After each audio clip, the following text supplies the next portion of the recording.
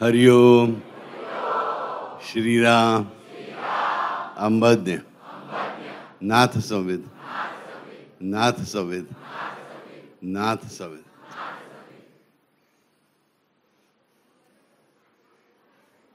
आता आज पहिल्यांदा एक सूचना अत्यंत महत्त्वाची. सोमवारी 22 तारखेला राम जन्मभूमीमध्ये प्रभू रामभद्र विराजमान होणार आहेत. आपल्या सर्व सनातन धर्मियांसाठी हा अत्यंत आनंदाचा दिवस आहे. मोठ्या उत्साहात साजरा करायचा आहे. आपल्या घराला गुढ्या लावा, भगव्या पताका लावा,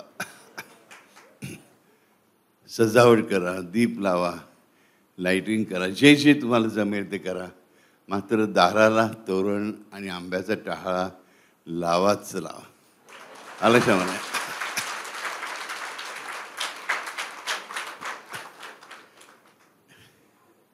एक गाणं खूप व्हायरल होतं यूट्यूबवरती रामाचं. बरं, कुठलं आठवतं का? राम येस. गाणं खूप छान आहे. मी 7-8 ग्रुप्स ऐकलं तर त्याने थोडं वेगळ्या प्रकारे म्हटलं, पण खूप छान आहे. पण ही भावना बेसिकली माता शबरीची आहे.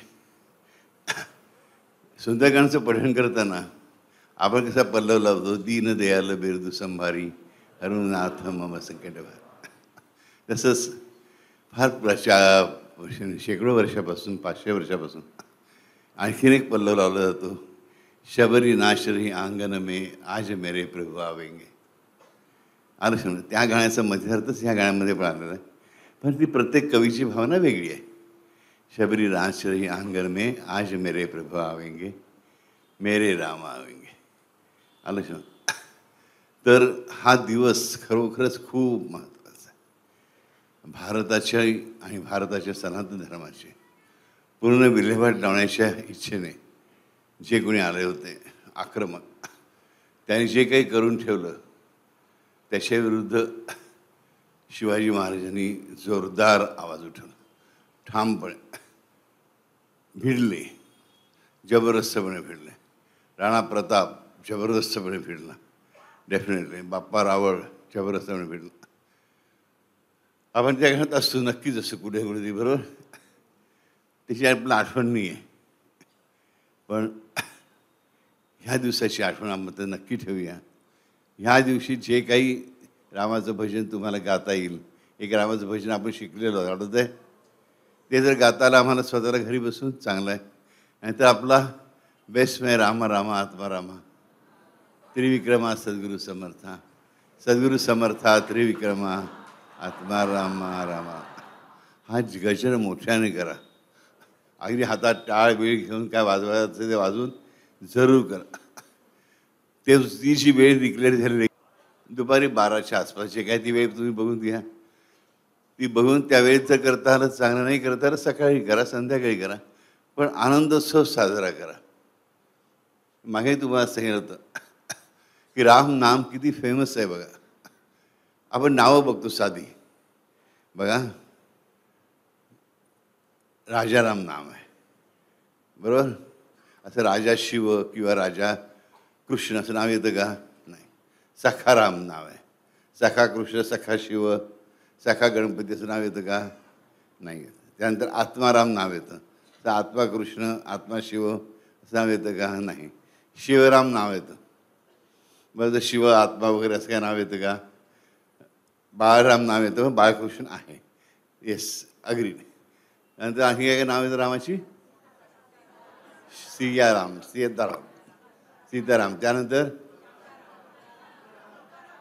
तुकाराम, राजाराम,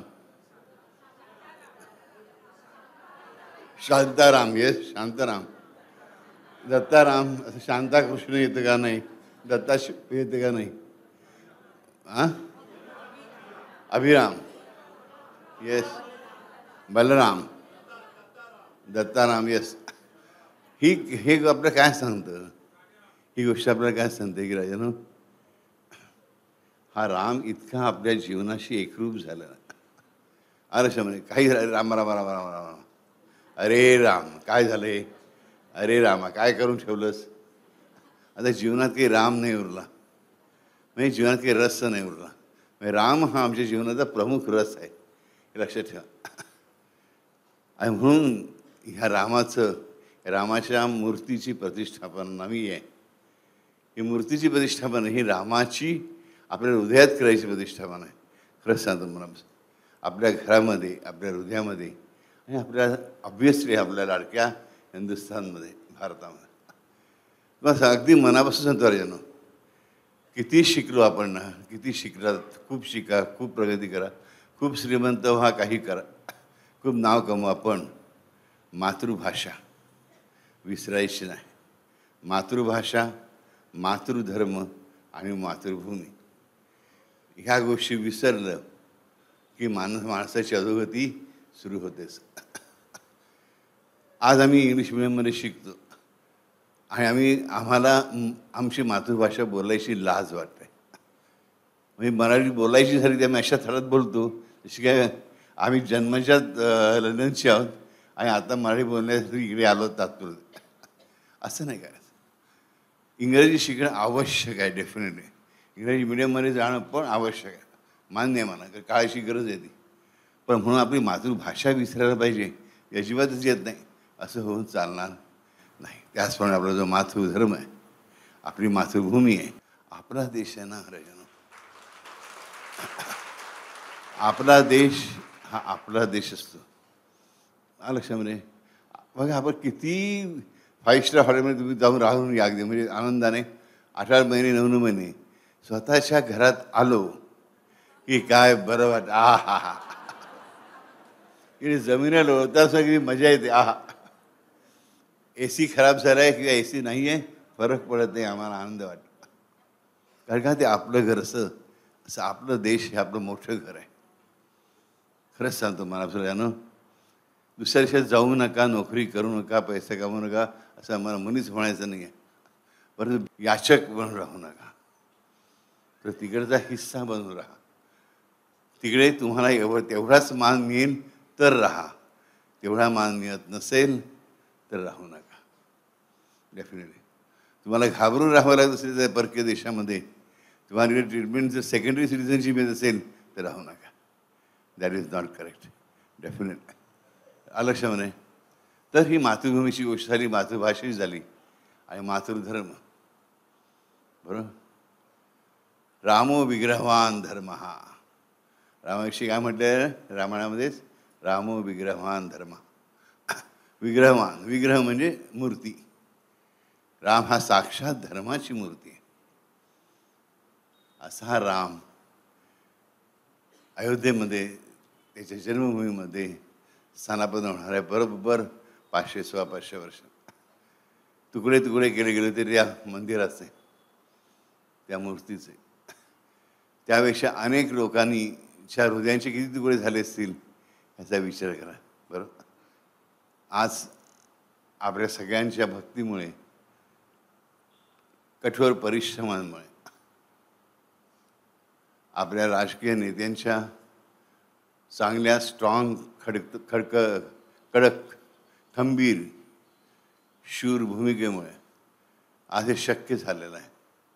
बरोबर. भारताच्या न्यायसंस्थेने ह्या गोष्टीला न्यायही दिलेला आहे. बरोबर. मग अशा वेळेस आपण हा अविस्मरणीय सोहळा, न भूतो न भविष्यती, म्हणजे कधी झाला नाही आणि कधी होणार नाही, हा सोहळा फुकट घालवायचा नाही.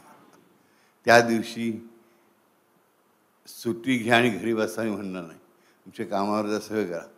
पण स्थापनेचं जे काही छायाचित्र म्हणा किंवा व्हिडिओ म्हणा, टी व्हीवर जे काही दाखवते ते, त्या संपूर्ण दिवसात एकदा तरी बघण्याचा मनापासून प्रयास करा. अगदी खरंच सांगतो. आयुष्यामध्ये आणि एन्जॉय करा. घरात गोडधोड करायचं असेल तर जरूर गोडधोड करा. आयुष्यामध्ये बाहेरून आणून केलं तरी हरकत नाही, पण हे माझं फंक्शन आहे ही गोष्ट लक्षात ठेवा. प्रत्येकाला माहीत पाहिजे हे माझं फंक्शन आहे. ओके, बाकी कोणाचं नाही. राईट. हा विश्वास घेऊन पुढे जा. सोमवार हा तर शिवाचा वार आहे.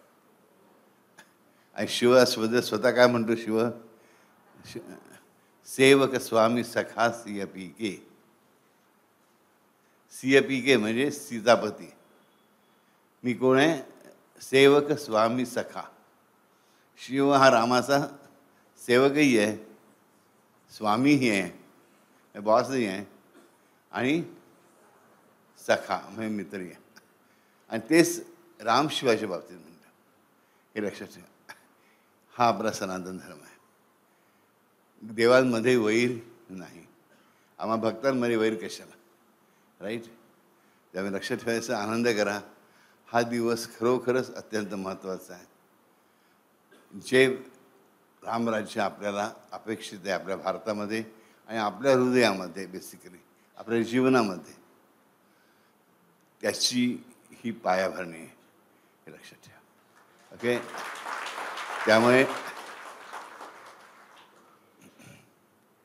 आम्ही म्हणा, आम्ही सर्वजण राम मंदिराच्या, राममूर्तीच्या प्रतिष्ठापनेच्या दिवशी ताठ छातीने, मान ताठ ठेवून, मान उंचावून गर्जना करणार आहोत. जय श्रीराम, जय श्रीराम, जय श्रीराम. येस. ओके. आणि प्रत्येकाने आपापल्या फेसबुकवर, आपापल्या काय इंस्टाग्रामवरती तुमचे ब्लॉग्स असतील त्याच्यावरती जरूर टाका. लक्षामध्ये तुमचे साजरे करतानाचे फोटो, चित्र, घरात जर रामाची मूर्ती असेल, चित्र असेल, त्याची पूजन करा, काही करा, पण करा. रामाचं मंदिर जवळ असेल तर जवळ या. लक्षामध्ये नक्की. नाही जमलं तर आपलं गुरुक्षेत्र आहे. ते प्रभू रामाबद्दल उभाच आहे सदैव, बरोबर, जोरदारपणे. तर समीर दादा, आपलं गुरुक्षेत्र सजवायचं आहे. गुरुक्षेत्रमचा तळमजला जो आहे तोच नाही, आपली अख्खी बिल्डिंग सजवायची. ओके. अतिशय सुंदर सजवा. मनापासून आपल्या त्रिविक्रम मठांना कळवा, चांगली सजावट करा. लक्षामध्ये जुईनगरला कळवा, दाभोळकरांच्याकडे कळवा, त्यानंतर पुण्यक्षेत्रमला कळवा, पुरुषार्थधामला कळवा, आणि अतुलित बलधामला कळवा. Yes, definitely. गोविद्यापीठमला कळवा. त्रिविक्रम मठ सगळे ते सांगितलं, ते गोविद्यापीठमला कळवा. आणि आपल्या सगळ्या मित्रमंडळींना कळवा. आपल्या परिवारातील प्रत्येक व्यक्तीला ज्याला कळलं असेल त्याला जरूर कळवा. आनंद करायचाच आहे. लक्षामध्ये, कारण आनंद म्हणजेच राम आणि राम म्हणजेच आनंद. लक्षामध्ये सो जोरदार. ओके. ओम हरिहराय नमः. एक गोष्ट सांगायची मलाच. सांगूया, ऐकूया. मस्तपैकी सुंदर गोष्ट. बरं, एक म्हणजे या संपूर्ण स्त्री महिला समुदायाला माझ्या लेखीनं विचारतं, कथा कशी वाटली? आवाज एकदम लहान आला. आवडली? वाचली? नक्की? ह्यावेळेस प्रश्न खूप कमी आले, पण एक प्रश्न आला तो खूप चांगला आला. बाबू, आम्ही अधूनमधून कथा वाचली तर चालेल का? हो, निश्चितपणे. ही चंडिका, मंगल चंडिका प्रवृत्तीची कथा तुम्ही एरवी पण वाचू शकता. पण मनापासून संत्रयानो, तुम्ही पण लक्ष ठेवा, तुमची कथा सुद्धा तुम्ही कधीही एरवी वाचू शकता. लक्षामध्ये, सो काळजी करू नका. ओके. ही कथा वाचनाने खूप काही चांगलं मिळणार आहे आणि मिळू शकतं. ओके. तर ओम हरिहराय नमः. माझी गोष्ट आज आपल्याकडे ऐकायची. एक 8 पाटनगर होतं नेहमीप्रमाणे, आणि त्या गावामध्ये एक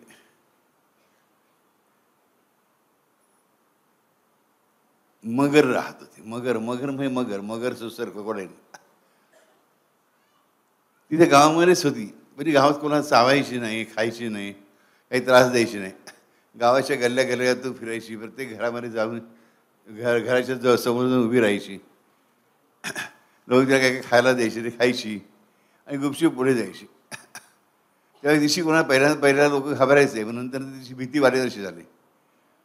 हळूहळू मग लोक तिला हात लावायला लागले, तिच्या डोक्यावर हात फिरवायला लागले.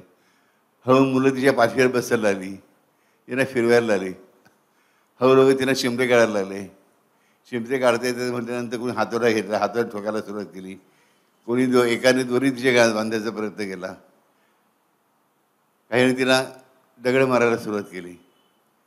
आता काही करत नाही आहे ना, हामलेस झाले, निरुपद्रवी झाले. तिच्यावर उपद्रव होऊ शकत नाही हे बघून आणि चांगल्या स्वभावाची हे ओळखून लोकांनी गैरफायदा करायला सुरुवात केली, जी मानवाची कायम प्रवृत्ती आहे.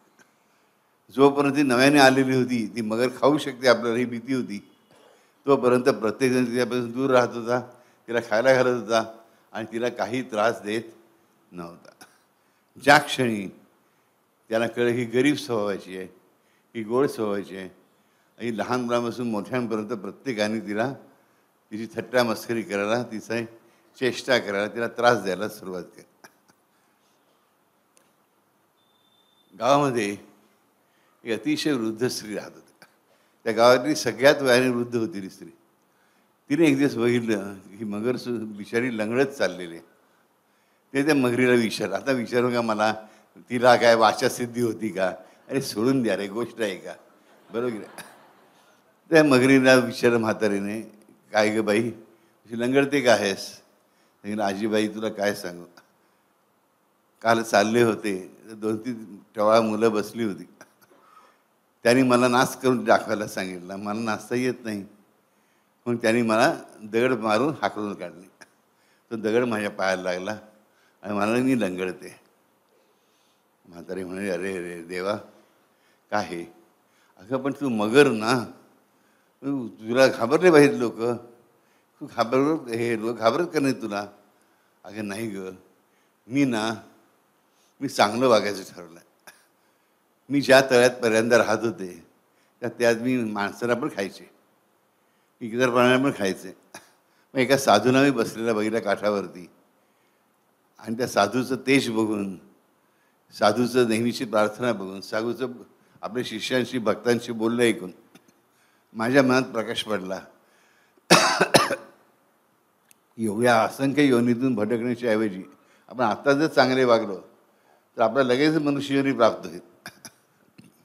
मग मी ठरवलं आहे की कोणाला त्रास द्यायचा नाही, फक्त मेलेलं जनावर असेल तेवढंच खायचं, बाकी जिवंत प्राण्याला खायचं नाही, माणसाला त्रास द्यायचा नाही.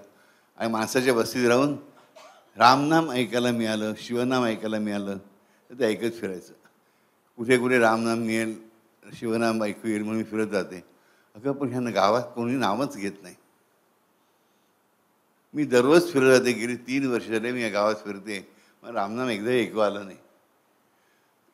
म्हातारी म्हणाली, अगं बाई बरोबर आहे, ह्यात कोणी रामनाम घेत नाही, कोणी शिवनाम घेत नाही, सगळे फक्त मजा करत असतात. सगळ्यांचं सगळं पोटभरून खायला मिळते ना, पांघरायला चांगलं वस्त्र मिळतं आहे, तेव्हाच नाव घ्यायची त्यांना गरज पडलेली नाही.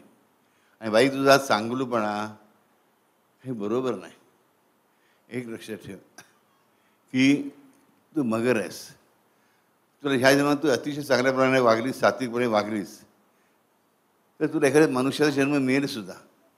पण देवाची जी रचना आहे त्या योनीतून फिरून मनुष्य होण्यातच जास्त फायदा, लक्षात ठेव. मग त्या मगरीने विचारलं, पण आजीबाई मला सांग की देवाने 84 लक्ष योनीमधून फिरून मग माणूस का बनवला असेल? तिने सांगितलं, बघ आज तू मगर आहेस, त्याच्या आधी डास होतीस, किडा होतीस, पाल होतीस, त्या प्रत्येक योनीतलं दुःख तू भोगलेलं आहेस. मनुष्य मानव बनतो, मानव प्रत्येक योनीतलं दुःख, प्रत्येक योनीची जीव योनीची असहाय्यता बघून, अनुभवून स्वतः मग मानव बनलेला असतो.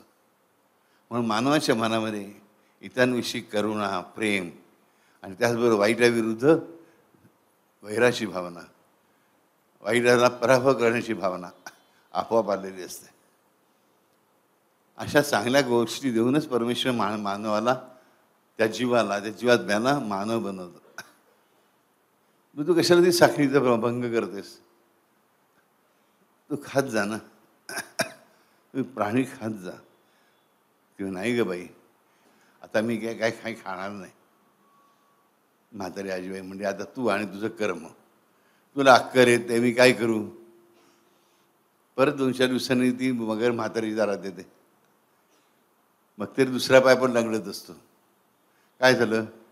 नाही म्हणे, आज माझ्या गळ्यात दोर बांधून लोकांनी गावभर मला फिरवली, मला पायदेशी खेचत दिली, मला बैलगाडीच्या मागे बांधली दोरीने आणि बैलगाडी जोरात उधळवली. नाही ग, माझ्या सगळ्या अंगावर खरचटलंय ग बाई. म्हातारी म्हणते, ये बाबा इकडे. म्हातारीच्या अंगाला तेल लावते सगळीकडे, तिकडे लागलं तिकडे जखमावरती हळद लावते, शेंदूर भरते. ती मगर म्हणते, बाई ग, तुझ्या एकटीच्याच मनात प्रेम आहे.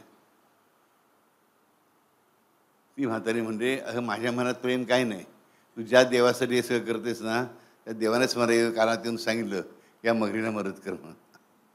ती मगरी म्हणते, काय म्हणतेस आजीबाई, तुझ्याशी देव बोलतो? ती म्हणते, होय, मी देव मायाशी बोलतो. ती म्हातारी मगरीशी बोलते आणि देव तुझ्याशी बोलणारच आहे ना, बरोबर? मगरीला प्रश्न पडतो, देव तुझ्याशी कसं काय बोलतो? ती म्हणाली, तू माझ्याशी बोलतेस ना, तसाच बोलतो. हा उत्तर खूप महत्त्वाचं आहे. माझ्याशी तुम्हाला प्रश्न पडला, मला मी प्रश्न सांगितला, मगरी कशी काय बोलू शकते? बरोबर, तसा प्रश्न आहे. देव कसं काय बोलू शकतो हा मला प्रश्न पडतो. की मूर्ती मी 1 तास बघत उभी राहिले, अजिबात बोलत नाही, हा देव कसं काय बोलणार? ही मूर्ती कशी काय बोलणार आणि देव कसं काय बोलणार, यामध्ये खूप मोठा फरक आहे, लक्षात घ्या. मूर्ती म्हणजे देव नव्हे आणि मूर्ती म्हणजे देव आहे, दोन्ही तेवढंच खरं. मूर्ती पूर्णपणे देव आहे, देवच मूर्ती बनलेला आहे, ती तसा विग्रह अवतार आहे. त्याला मूर्तीला विग्रह अवतार म्हणतात किंवा अर्चना अवतार म्हणतात. परंतु ती मूर्ती तुमच्याशी बोलत नाही, कारण तुम्हाला ते ऐकता येत नाही तिचं बोलणं, कारण तुम्हाला दगडाची भाषा माहीत नाही, तुम्हाला कातडीची भाषा माहीत आहे. बरोबर पटते? तुम्हाला मानवाची भाषा कळते, आणि इतर प्राण्यांची भाषा कळते का? या म्हातारीला प्राण्यांची भाषा कळत होती, तिला देवाची भाषाही कळत होती, ती सध्या तिच्याशी बोलत होता. मग म्हणे, मी उद्या तुझ्याबरोबर येऊ का देवाच्या देवळात? ती म्हणे, अगं बाई, दिवसा आलीच तर लोक तर ठेचून मारतील, तू रात्रीची गुपचूप चल माझ्याबरोबर. दुसऱ्या दिवशी खूप रात्री या दोघींनी एकदम निघतात आणि मध्यरात्री देवाच्या मंदिरात जाऊन पोहोचतात. देवाच्या मंदिरात जाऊन पोचल्यानंतर म्हातारी हळूच देवाचा दरवाजा उघडते आणि देवाला हाक मारते, अरे देवा, तुला बाहेर ये रे बाबा. देव आतून आवाज येतो, अगं तूच नेहमी आत येतेस, आज मला का बाहेर बोलवतेस? आजीबाई म्हणते, अरे बाबा, माझ्याबरोबर एक लंगडी मगर आहे रे, हा उंबरठा ओलांडून त्या बिचारीला शक्य नाही, म्हणून बाहेर आहे, माझ्यासाठी नाही सांगत आहे. देव म्हणतोय, अगं म्हातारे, तुझं पुण्य खूप मोठं आहे, त्या मगरीचं पुण्य अजून एवढं मोठं व्हायचं आहे. एवढंच ना देवा, चल, माझं सगळं पुण्य मी मगरीला दिलं, माझं सगळं पुण्य मी मगरीला दिलं. देव हसत बाहेर येतो आणि मगरीला म्हणतो, काय बाई, काय हवे तुला? मगरीला खूप आनंद होतो, म्हणजे नमस्कार करते मनापासून, म्हणते, देवा नमस्कार असो, मला भक्ती दे, मला चांगली बुद्धी दे आणि मला पुढला जन्म मानवाचा दे. देव म्हणतो, मानवाचा जन्म देतो ते काम सोपं आहे. काय म्हणतो? मानवाचा जन्म देतो ते काम सोपं आहे, पण भक्ती म्हणशील तर भक्ती देणं खूप कठीण गोष्ट आहे. काय म्हणतो? एका मगरीला मानवाचा जन्म देणं खूप सोपं काम आहे माझ्यासाठी, माझ्या हातचा मळ आहे, पण भक्ती देणं हे मात्र माझ्यासाठी खूप कठीण काम आहे. अगं मानवाला सुद्धा भक्ती देताना मला किती विरोध पत्करावा लागतो, मला किती मोठे प्रयास करावे लागतात त्याच्या मनात भक्ती बिंबवण्यासाठी, त्याच्या मनावर भक्ती बिंबवण्यासाठी, त्याला भक्तीकडे आकृष्ट करण्यासाठी. मग तू तर मगर आहेस, तुला ही भक्ती कशी काय देणार? म्हातारी म्हणते, जेव्हा माझी काय उरली सुरी भक्ती असेल ना, ती पण हिला देऊन टाक, माझं पुण्य हिला देऊन टाक, त्या पुण्यामध्ये हिला भक्ती दे. देव म्हणतो बघ काय म्हणते, तिचा विचार कर. मगर म्हणते, अगं बाई तू आधीच म्हातारी आहेस, एकटी आहेस, ह्या लोक किती बेकार आहेत बघ, तुझं सगळं पुण्य गेलं तर कसं काय होईल? म्हातारी म्हणजे जे काय व्हायचं ते होईल, हिचं भलं होईल ना, बस देऊन टाक देवा माझं पुण्य सगळं हिला. देव म्हणतो स्वीकारलं. बाई ग तुला भक्ती देतो. मग त्या क्षणाला राम राम राम राम शिवराम शिवराम राम राम राम राम शिवराम शिवराम जप करायला लागते. आणि बघते तर काय, थोड्याच वेळामध्ये आकाशातून एक विमान येतं सुंदरपैकी, त्यामध्ये भगवान बसलेला असतो. त्याच्या दोन बाजूला आपण चित्रांमध्ये पाहतो तशा दोन त्याच्या श्रीदेवी आणि भूदेवी या दोन्हीने त्याच्या चवऱ्या ढाळत असतात. पुढे गरुड असतो, तो रथ उतरतो, विमान उतरतं आणि देव चालत त्या म्हातारीपर्यंत येतो आणि म्हातारीला स्वतःच्या कडेवर घेऊन हातात घ्यावं लहान बाळाप्रमाणे तसं उचलून घेतो. मगर म्हणजे अरे देवा मागे बघ तरी. देव बघत पण नाही. मागर विचारते, अरे देवा ही म्हातारी चांगली चालू शकते, तिला उचलून का घेतोस? अगं तिने सगळं पुण्य तुला दिलं आहे आणि तिला आता चालण्याची पण शक्ती उरलेली नाही, म्हणून मी तिला उचलून घेतलं आहे. तिने सगळं देऊन टाकलं, सगळं पुण्य दिलं आणि भक्तीही दिली आणि ते सगळ्या मानवाला नाही, कोणा नातेवाईकांना नाही, त्या सगळ्या हिंस्त्र प्राण्याला.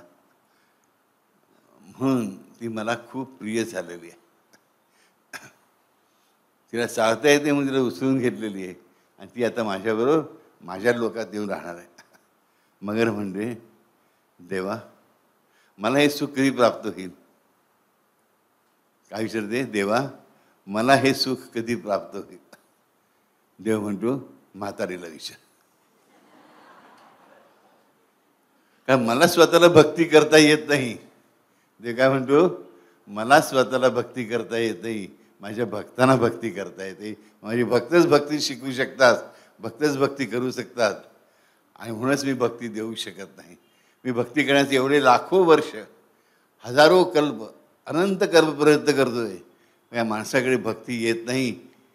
1 कोटी माणसांनी दिली ते एक मनुष्य घेतो भक्ती फक्त, तर मी तुला काय देणार? एक भक्त दुसऱ्या भक्ताला भक्ती देऊ शकतो चांगल्या प्रकारे. एक आई बापच आपल्या मुलाला आपली भक्ती देऊ शकतात. पण त्यासाठी त्यांना स्वतःला आधी भक्ती करावी लागते. म्हातारी म्हणजे देवा ही माझी मुलगी आहे, ही मगर माझी मुलगी आहे आणि मी तिला भक्ती दिली आहे, आता त्या भक्तीचा स्वीकार कर. देव तिला म्हणतो, अगं ही उसनी भक्ती, तू दिलीस भक्ती, ती तिने वाढवली की मग मी तिच्याकडे बघेन. काय म्हणतो देव, ही उसनी भक्ती आहे, तुझी भक्ती दिलीस तेवढीच आहे तिच्याकडे, अजून ते वाढवली नाही. जप करायला सुरुवात केली आहे, ती भक्ती वाढवली की तुझ्याकडे नक्की बघीन. मगर एका क्षणाचाही विलंब न लावता जोरदारपणे देवाला थाडकन विचारते, देवा हनुमंतांनी छाती फाडून राम सीता आणि लक्ष्मण दाखवले, राम लक्ष्मण जानकी दाखवले, ही बघ मी माझी छाती छेडली स्वतःच नखाने. ती मगर तरी छाती फाडून घेते. आज राम लक्ष्मण नाहीत याची मला खात्री आहे. काय म्हणजे आज सियाराम नाही आहेत मला खात्री आहे, पण जे काही आहे ते मी छाती फाडून तुझ्यासाठी वाहिलेलं आहे. तुझा स्वीकार कर किंवा करू नकोस, ती तुझी मर्जी. काय म्हणे ती मगर, मी छाती फाडून जे काय आहे ते तुला अर्पण केलं आहे, तू त्याचा स्वीकार कर किंवा करू नकोस. मला समाधान मिळालं की मी माझ्या देवाला काहीतरी वाहिलं. त्या क्षणी म्हातारीने सगळं त्या मगरीला पण देव उचलतो, तू मानव कसली होतेस, चल माझ्याबरोबर साकेतला चल. रागानो ही गोष्ट लक्षात घ्या. भक्ती अशी करायची असते मनापासून. अरे त्या म्हातारीसारखी, त्या मगरीसारखी, आणि खरं सांगू त्या देवासारखी. कारण तो देव त्याच्या भक्तांचा खरा भक्त असतो. तो देव त्याच्या भक्तांचा खरा भक्त असतो. मग भक्तीसुद्धा शिकायची तर भगवंताकडूनच, हे लक्षात ठेवा. भगवंत देत नाही भक्ती, आपल्याला शिकायची असते. आणि शिकवण्यासाठी भगवंत सदैव तयार असतो. संक्रांत म्हणजे संक्रमणाचा दिवस. संक्रांतीच्या दिवशी प्रपत्ती करतात स्त्रिया, परंतु पुरुषांसाठी सुद्धा आणि स्त्रियांसाठी सुद्धा हा दिवस अत्यंत पुण्य दिवस आहे, पुण्यपर्वाचा दिवस आहे. आलक्षामध्ये हा माघ महिना हा भक्तीचा महिनाच मानला जातो. श्रावण महिना हा श्रवण भक्तीचा आहे. त्याने माघ महिना हा जो आहे हा कर्मकांड भक्तीचा आहे. लोक तीर्थयात्रा जातात. माघ पर्वणी असते बघा, त्याच्यामध्ये गंगेमध्ये त्रिवेणी संगमावरती स्नान करतात. हे सगळं करण्याचं आहे. जरूर करावं. करून असा माझा आग्रह मुळीच नाही, त्याला विरोधही नाही, काही त्याला पाठिंबाही नाही. जे आवडे प्रत्येकाला प्रेमाने करावं ती गोष्ट सांगणे. पण मनापासून संत्र यानं या म्हाताऱ्याची गोष्ट विसरू नका, या मगरीची गोष्ट विसरू नका. आणि लक्षात ठेवा की भक्तीसुद्धा भगवंत द्यायला तयार असतो, आम्ही घ्यायला तयार नसतो. संक्रांत आम्हाला वाटतं वर्षातून एकदा येते. खरं आहे. खरं म्हणजे आपल्यामध्ये, आपल्या शरीरामध्ये दररोज बदल घडत असतात. आपल्या मनामध्ये दररोज बदल घडत असतात. संक्रमणं दररोज घडत असतात. संक्रमण म्हणजे ट्रान्सफॉर्मेशन्स दररोज घडत असतात. मग आपल्याला दररोज बदलायला काय हरकत आहे? थोडं थोडं बदलूया. बदलत बदलत चांगले भक्त बनूया. हे आमचं ध्येय आहे. म्हणायला तयार आहात? आम्हाला नाथ संविध हवं आहे, प्रारब्ध नकोय. आम्हाला भक्ती हवी आहे, आम्हाला दास्य हवं आहे. आम्हाला गर्व नकोय, अभिमान नकोय आणि घमेंड नकोय. आम्हाला आमचा देव हवा आहे, आमचा स्वतःचा देव हवा आहे, आमचा स्वतःचा लाडका देव हवा आहे. Love my kids, love you all. Hariom Shriram अंबद.